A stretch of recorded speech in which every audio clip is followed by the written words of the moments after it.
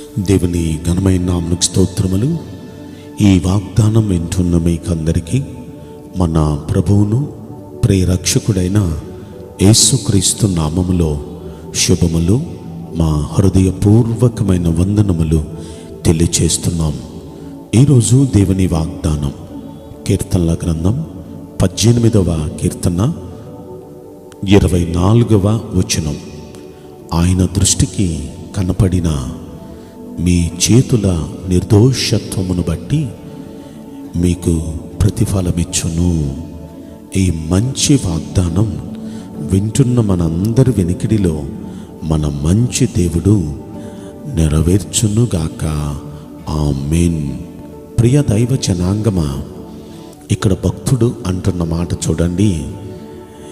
ఈయన దేవుని దృష్టికి నిర్దోషిగా ఉండుట దేవుడు చూచాడంట. నిజంగా మన దేవుడు మన భక్తిని చూస్తున్న దేవుడు. మనం ఎలా భక్తి చేస్తున్నాం గమనిస్తున్న దేవుడు. అందరినీ చూస్తున్నాడండి. అందరి మీద ఆయన కనుదృష్టి ఉంది. భక్తి గలవారిని చూస్తున్నాడు, భక్తిహీనులను చూస్తున్నాడు. అయితే ఆయన మనం నిర్దోషిగా ఉండట చూచాడు అనుకోండి. ఆయన దృష్టికి కనపడిన మన చేతుల నిర్దోషత్వమును బట్టి మంచి ప్రతిఫలమిస్తాడు మనకి. ఉదాహరణగా చెప్పాలంటే దానియేలు గ్రంథంలో 6వ అధ్యాయంలో మనం చూస్తే దానియేలు అంతకంతకు అభివృద్ధి పొందుతున్నాడని చూచినప్పుడు అక్కడున్న వారికి ఆయన మీద ఒక విధమైన స్వార్థం, ఒక విధమైన పగ పెట్టేసుకున్నారు. దానియేలు లేకుండా చేయాలని ప్లాన్ చేశారు. దానియేలుని సింహాల గుహలో వేసేశారు. రాజును ఎలా చేయాలో అలా చేసి మాయ చేసి రాజు చేతుల మీదుగానే సింహాల గుహలో వేసేశారు. అయిపోయింది దానియేలు చరిత్ర అనుకున్నారు. రాత్రంతా సింహాల మధ్య దానియేలు ఉన్నాడు. అయితే దానియేలుకి ఏ విధమైన అపాయం జరగల. తెల్లవారుజామున రాజు వచ్చి ఇంకెవరు లేవక మునిపే వచ్చి చూస్తున్నాడు దానియేలు ఉన్నాడా లేడా. ఎందుకంటే దానియేలు అంటే చాలా ఇష్టం రాజుకి. ఈ దానియేలు గురించి ఆ రాత్రి అంతా తిండి తిప్పలు మానేసి, నిద్రపోవటం మానేసి ప్రార్థన చేశాడు. దానియేలు, దేవా, నిన్ను నమ్ముకున్న నీ భక్తుడు సింహాల మధ్య పడిపోయాడయ్యా, నీ భక్తుడిని నువ్వే కాపాడయ్యా అని దానియేలు గురించి ఆ రాజు ప్రార్థన చేశాడు దేవునికి ఆ రాత్రి అంతా. పొద్దున్నే వచ్చి ఆ సింహాల వైపు గుహలోకి ఆయన తొంగి చూస్తే సింహాల మధ్య మోకాళ్ళుని దానియేలు ప్రార్థన చేస్తున్నాడు. చుట్టూ సింహాలు ఉన్నాయి. ఆశ్చర్యపోయాడు.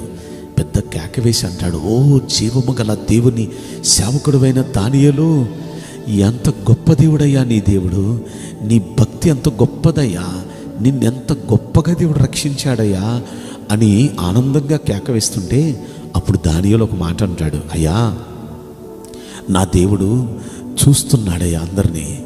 ఆ చూస్తున్న దేవుని దృష్టికి నేను నిర్దోషిగా కనబడ్డానయ్యా.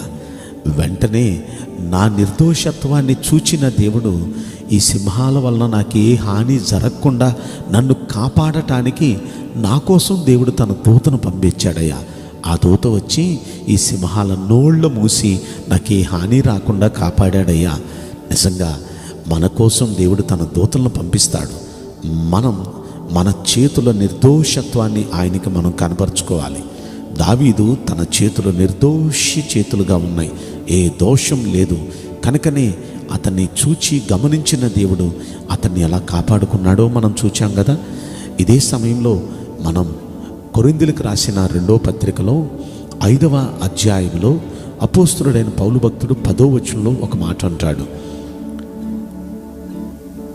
మంచివైన మన దేహంతో జరిగించే క్రియలు, అవి మంచివైనా సరే చెడ్డవైనా సరే, దేహంతో జరిగించిన వాటి ఫలాన్ని ప్రతి వాడు పొందునట్లు మనందరం క్రీస్తు న్యాయపీఠం ఎదుట ప్రత్యక్షం కావాలి. అంటే ఒక్క మాట గమనించండి, ఈ దేహంతో జరిగించే ప్రతి క్రియ, అది మంచిదైనా సరే చెడ్డదైనా సరే, దేహంతో జరిగించే ప్రతి క్రియకు మనం ప్రతిఫలం పొందబోతున్నాం. ఒకవేళ మంచి చేసామనుకోండి, మంచి ప్రతిఫలం పొందుతాం. ఒకవేళ చెడు చేసామనుకోండి, చెడ్డ ప్రతిఫలం పొందుతాం. ఈ రోజున ఈ వాగ్దానం వింటున్న మీ అందరి తరపున దైవజనుడిగా నేను కోరుకుంటున్నాను, మీ అందరికీ మంచి ప్రతిఫలం రావాలి. కనుక శత్రువు కూడా మనం ఎప్పుడు మంచే చేద్దాం, శత్రువు గురించి కూడా మంచే ఆలోచిద్దాం, శత్రు విషయంలో కూడా నిర్దోషిగానే ఉందాం. ఏ దోషం మన చేతులకు అంటనేయొద్దు. అలా నిర్దోషిగా మనం ఉండటం మన ప్రభు చూస్తే తప్పక ఆయన మన నిర్దోషత్వాన్ని బట్టి ఆయన మనకు ప్రతిఫలం ఇస్తాడు. మంచి కార్యాలు మన జీవితంలో ప్రభు జరిగిస్తాడు. కాబట్టి ఈ వాగ్దానం వింటున్న మీలో ప్రతి వ్యక్తి జీవితంలో మంచి ప్రతిఫలం దేవుడు మీ అందరికీ అనుగ్రహించి మిమ్మల్ని తృప్తిపరచునుగాక. ఆమేన్. నేను మీకోసం ప్రార్థన చేయబోతున్నాను. పరిశుద్ధుడా, ప్రేమగల యేసురాజా, మీ పరిశుద్ధ బంగారు పవిత్రమైన నామమునకు నిండు మనసుతో కోట్ల కొలదిగా స్తుతులు, స్తోత్రములు, వందనాలు చెల్లిస్తున్నాం. ఈ వాగ్దానం వింటున్న ప్రియుల జీవితంలో దయచేసి ఈ వాగ్దానం నెరవేర్చి కృప చూపించండి. అయ్యా, నీ బిడలు ఎంతో నిష్ఠగా నీ భక్తి చేస్తున్నారు, నిర్దోషులుగా నీ సన్నిధిలో ఉంటున్నారు.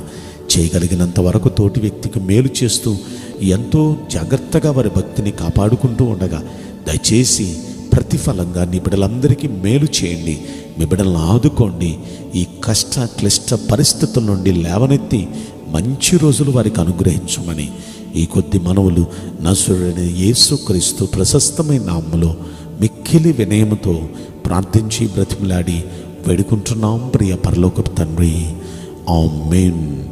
మే God bless you all. Thank you.